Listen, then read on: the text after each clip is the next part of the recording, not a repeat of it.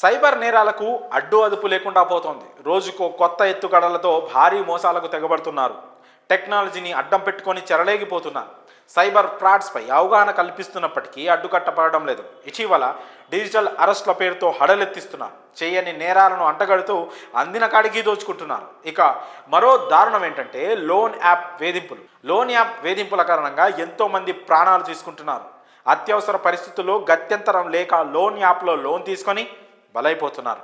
దీనికి తోడు నకిలీ లోన్ యాప్స్ ఆందోళన కలిగిస్తున్నాయి. సైబర్ నేరగాళ్లు నకిలీ లోన్ యాప్స్తో వల విసురుతున్నారు. అవి ఫోన్లో ఇన్స్టాల్ చేయగానే ఫోన్లోని కాంటాక్ట్స్ నెంబర్స్ తీసుకోవడం, ఫోటోలు వీడియోలు మార్ఫింగ్ చేసి భయభ్రాంతులకు గురి చేస్తున్నారు.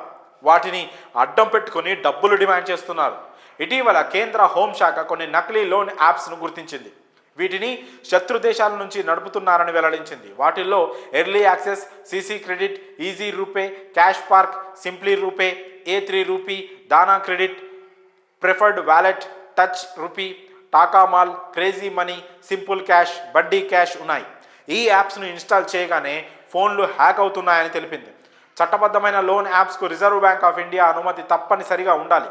ఆర్బీఐ అనుమతి లేకపోతే ఆ యాప్స్ను ఫేక్ యాప్స్గా గుర్తించాలి. దీంతో పాటు నకిలీ లోన్ యాప్ నిర్వాహకులు లోన్ తీసుకునే వారు త్వరగా తమ వివరాలను పంపాలని, వారు పంపించే లింక్స్పై క్లిక్ చేసి వెంటనే వివరాలను నమోదు చేయాలని ఒత్తిడి చేస్తుంటారు. ఫేక్ లోన్ యాప్లలో సంస్థ చిరునామా, కస్టమర్ సర్వీస్ నెంబర్, ఈమెయిల్ వంటివి ఏమీ ఉండవు. ఒకవేళ ఉన్నా కూడా తప్పుడు వివరాలను నమోదు చేస్తారు. ఫేక్ లోన్ యాప్ నిర్వాహకులు ఆఫర్లతో వలవిసిరి మోసాలకు పాల్పడుతుంటారు. తక్కువ వడ్డీకే లోన్స్ అని, ఎలాంటి డాక్యుమెంట్స్ అవసరం లేదని నమ్మబలుకుతారు. క్షణాల్లోనే మీ అకౌంట్లో డబ్బులు జమ అవుతాయని నమ్మబలుకుతారు. అయితే ఇలాంటి యాప్ల పట్ల అప్రమత్తంగా ఉండాలని సైబర్ క్రైమ్ పోలీసులు హెచ్చరిస్తున్నారు. ఏదైనా లోన్ యాప్ ఫోన్లో ఇన్స్టాల్ చేసే సమయంలో దాని గురించి పూర్తిగా వివరాలను తెలుసుకోవాలని సూచిస్తున్నారు. ఇందుకోసం ఆర్బీఐ అనుమతి ఉందా లేదా అని తెలుసుకోవాలి. అదేవిధంగా యాప్ రేటింగ్, రివ్యూలు ఎలా ఉన్నాయో తెలుసుకోవాలి.